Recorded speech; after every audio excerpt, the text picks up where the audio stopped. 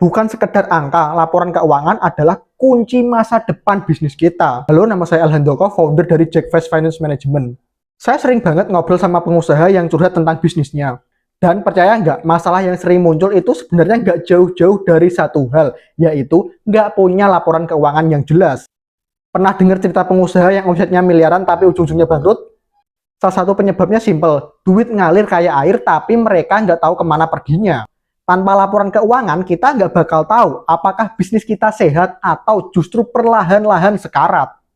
Menurut data, 82% bisnis kecil bangkrut karena masalah cash flow. Dan kamu tahu, sebagian besar masalah ini datang karena ownernya nggak ngerti arus kas mereka sendiri. Sedih kan?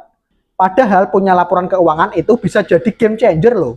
Contoh kecil, kita lagi mikir mau buka cabang baru. Kalau ada laporan keuangan, kita bisa cek dulu apakah cash flow kita cukup sehat, apakah bisnis kita punya margin buat ekspansi. Kalau ternyata enggak, ya kita bisa rem dulu.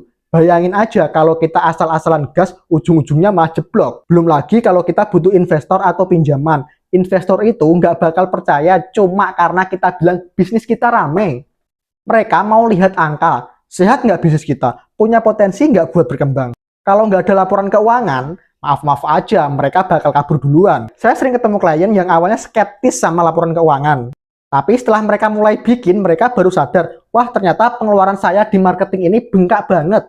Atau, oh ternyata produk A ini marginnya kecil banget dibanding produk B. Dari situ mereka bisa ubah strategi, fokus ke yang bikin cuan. Intinya, laporan keuangan itu hal yang paling vital dalam bisnis, biar kita nggak jalanin bisnis asal-asalan.